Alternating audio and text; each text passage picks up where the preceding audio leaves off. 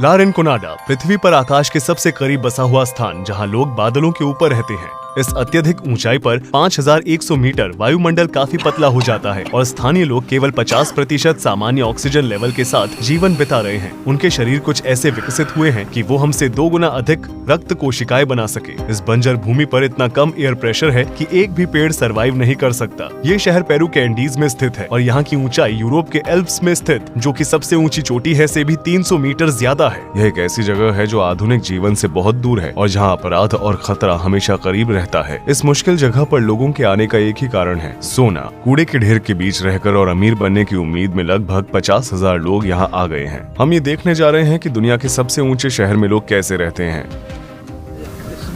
रुको रुको, हाँ रुक जाओ, हाँ यहाँ रुको।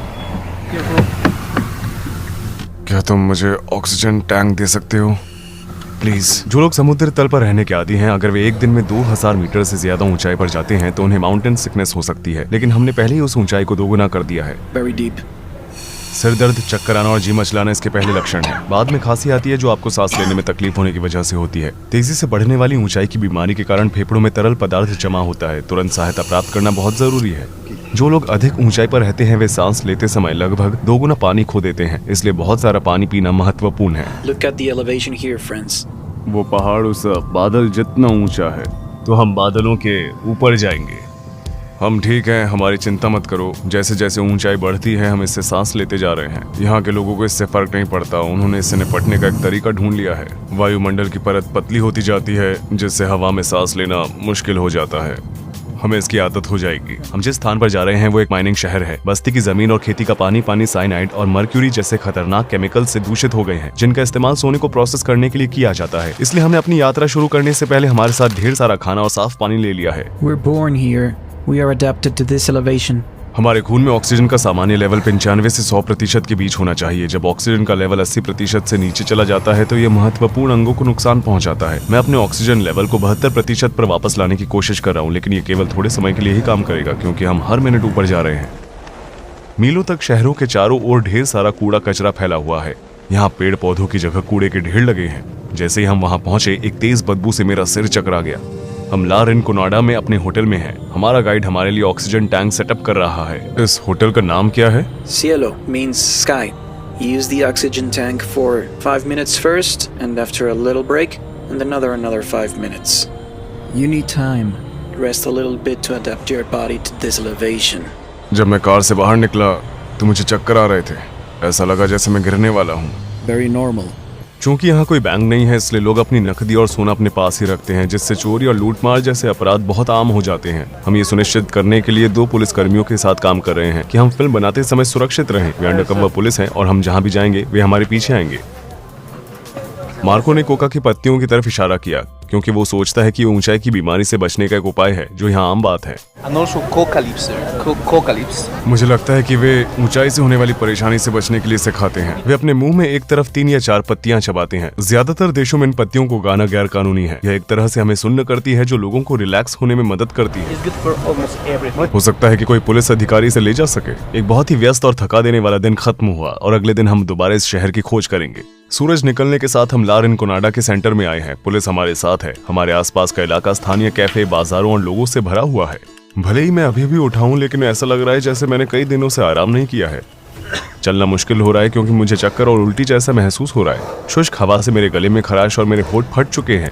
जैसे जैसे दिन निकलने लगा हमें सड़कों पर कूड़े के ढेर दिखाई देने लगे। भले ही ये गर्मी का मौसम है लेकिन फिर भी यहाँ जमीन जमी हुई है। इस जगह पर जहाँ रात का तापमान -10 डिग्री सेल्सियस तक गिर जाता है, लोग बिना बिजली या हीटिंग के पत्थर के झोपड़ियों में रह रहे हैं। इन घरों में कोई किचन या बाथरूम नहीं है और हजारों लोगों को अपनी निजी जरूरतों के लिए पब्लिक टॉयलेट्स का इस्तेमाल करना पड़ता है। शहर के ऊपर जा रही जाल की तरह दिखने वाली ये नलियां पानी को ग्लेशियर से शहर तक लाती हैं। यहाँ पर लगभग कोई भी मूल रूप से इस जगह का नहीं है। ज्यादातर लोग पेरू के अन्य हिस्सों से खुदाई से अमीर बनने का सपना लेकर यहाँ आए हैं। 2001 और 2012 के बीच सोने की कीमतें 6 गुना बढ़ी, जिसके कारण बड़ी संख्या में लोगों ने इस क्षेत्र का रुख किया। लेकिन यहाँ रहने वाले 50,000 लोगों को भयानक हालात से जूझना पड़ता है। बढ़ती जनसंख्या को संभालने वाली सुविधाओं के निर्माण के लिए कोई काम नहीं किया गया है। हर दिन हजारों लोग अपना कचरा सड़कों पर फेंक देते हैं, जिससे वे कूड़ेदान की तरह तरह दिखती है।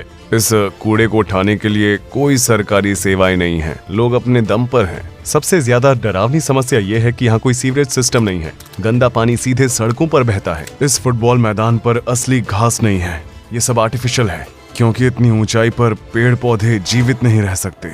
ये शहर ला बेला डी ओरमिएंटे नामक पर्वत के पास स्थित है, जिसका मतलब है sleeping beauty. Can you see here the face and the body? It's a lady. She's sleeping here. The shape of the mountain. शहर अपनी ग्रे इमारतों के साथ आकाश में विलीन हो जाता है। हर सुबह वर्कर्स कई किलोमीटर तक पैदल चलकर खदानों तक पहुंचते हैं। इन गुफाओं में काम करना बहुत मुश्किल है, क्योंकि ये खतरनाक गैसों से भरी हुई है। ला रिनकोनाडा का एक अलग नाम द डेविल्स पैराडाइज है। ऐसा इसलिए है क्योंकि यहाँ की खदानें आपराधिक कंपनियों द्वारा चलाई गई है। बिना इजाजत के सुरंगों के अंदर जाने वाले को गोली मारने के आदेश है। हम इन खदानों को अंदर से देखना चाहते हैं, भले ही लोगों ने हमें ऐसा न करने की चेतावनी दी है। Well, we'll try to see how they work. Our friends, they said, probably we can get very close. Can you see the lady there? महिला? Yeah, she's a lady up there. वे बचा हुआ खाना इकट्ठा करती हैं। Yes. महिलाओं को खदानों में काम करने की इजाजत नहीं है। स्थानीय लोगों का मानना है कि अगर कोई महिला स्लीपिंग ब्यूटी के सोने को छूती है तो उससे जलन होगी और भूकंप जैसी बुरी घटनाएं घटेंगी। वे खदानों के बाहर फेंके गए पत्थरों में सोना खोजकर अपनी रोजी रोटी कमाती हैं। पहाड़ पर सोना खोज रहे बच्चों के गालों पर फ्रॉस्ट बाइट के निशान देखे जा सकते हैं। विदेशी होने के कारण बहुत से लोग हमारी तरफ आकर्षित हो रहे हैं। मैंने सुरंगों के अंदर का फुटेज कैप्चर करने के लिए मार्को को अपना फोन दे दिया। खदान के पास सूखे फूलों, फलों और शराब की बोतलों से सजी ये पहाड़ी देवताओं की मूर्तियां हैं। वर्कर्स यहाँ दुर्घटनाओं से रक्षा करने और सोना खोजने में कामयाब होने की प्रार्थना करने आते हैं। यहाँ विस्फोट, छत के ढहने और गैस विषाक्तता जैसी घटनाएं उन्नत देशों की तुलना में लगभग 25 गुना अधिक बार होती है। अगर किसी वर्कर की मौत हो जाती है तो कंपनी इसकी भरपाई के लिए लगभग $600 देती है। ला रिनकोनाडा में सामान्य वेतन जैसी कोई चीज नहीं है। यहाँ आज भी कैचोरियो नाम का एक पुराना और अवैध तरीका इस्तेमाल किया जाता है। वर्कर्स पूरे 1 महीने तक कंपनी के लिए बिना वेतन के काम करते हैं। वे अपने लिए काम करते हैं और इस दिन उन्हें जो भी सोना मिलता है वो उसे अपने साथ ले जा सकते हैं। वे बहुत सारा पैसा कमा सकते हैं या मुफ्त में भी काम कर सकते हैं। ये इस बात पर निर्भर करता है कि कैचोरियो का दिन कितना अच्छा बीतता है। देखा जाए तो उनकी आय उनके भाग्य पर निर्धारित होती है। कुछ माइनर्स अच्छे दिखने वाले पत्थरों को छिपा लेते हैं या कैचोरियो दिन तक किसी गुप्त स्थान पर छिपा कर रखते हैं। मेरा ऑक्सीजन लेवल अब 65% है, जो नॉर्मल से काफी कम है। मैं ज्यादा सांस ले रहा हूँ और मेरी हार्ट रेट 120 से ज्यादा हो गई है, जबकि यह 80 और 100 के बीच होनी चाहिए। अभी एक स्थानीय व्यक्ति उसका ऑक्सीजन लेवल चेक कर रहा है। उसके परिणाम मेरे परिणामों से कहीं बेहतर है। 82% ऑक्सीजन और 97 की हृदय गति। मैं अब और बर्दाश्त नहीं कर सकता। मैं कुछ ऑक्सीजन लेने के लिए होटल वापस जा रहा हूँ। मैंने गर्म रहने के लिए अपना कोट पहन रखा है, क्योंकि वहाँ कोई हीटिंग नहीं है। अब हमें शहर के खतरनाक नाइट लाइफ का पता लगाने और कुछ माइनस से बात करने के लिए कुछ घंटे इंतजार करना होगा। आराम करते हुए मैं आपको सोने की असली कीमत के बारे में बताना चाहता हूँ। 8 ग्राम की सोने की अंगूठी तैयार करते समय लगभग 20 टन कचरा तैयार होता है। पहाड़ की चोटी पर सोने के लिए निकाले गए पत्थरों से एक एसिड माइन झील तैयार हुई है। आयरन सल्फेट से भरपूर ये पत्थर पानी और हवा के संपर्क में आने पर ऑक्सीडाइज हो जाते हैं, जिसके कारण ऐसा गहरा लाल रंग मिलता है। झील के किनारे रहने वाले लोग मर्क्यूरी और साइनाइड से दूषित पानी में अपनी फसलें उगाते हैं और अपने जानवरों को पालते हैं। यहाँ रहने वाले लोगों की औसत उम्र सिर्फ 35 साल है, लेकिन इसके लिए सिर्फ केमिकल्स ही जिम्मेदार नहीं है। इस ऊंचाई पर आपको हर सांस में लगभग 50% कम ऑक्सीजन मिलती है। इसलिए ला रिनकोनाडो निवासी का खून एक औसत व्यक्ति की तुलना में 2 गुना गाढ़ा होता है, जिससे हमारे शरीर को पर्याप्त ऑक्सीजन नहीं मिलती और दूसरी गंभीर बीमारियां हो सकती हैं। एक मुश्किल दिन के बाद माइनर्स टाउन सेंटर की ओर भाग रहे हैं। यहाँ केवल कुछ ही सड़कों पर बिजली उपलब्ध है, जिससे शहर का बाकी हिस्सा अंधेरे में रहता है। सभी माइन वर्कर्स यहीं पर हैं, खरीदारी कर रहे हैं और एक दूसरे के साथ मेलजोल बढ़ा रहे हैं। चारों ओर स्टॉल और छोटी छोटी दुकानें हैं और यहाँ स्ट्रीट फूड, कपड़े, घरेलू सामान जैसी चीजें बिक रही हैं। बच्चे देर रात तक एक साथ बाहर खेलते हैं।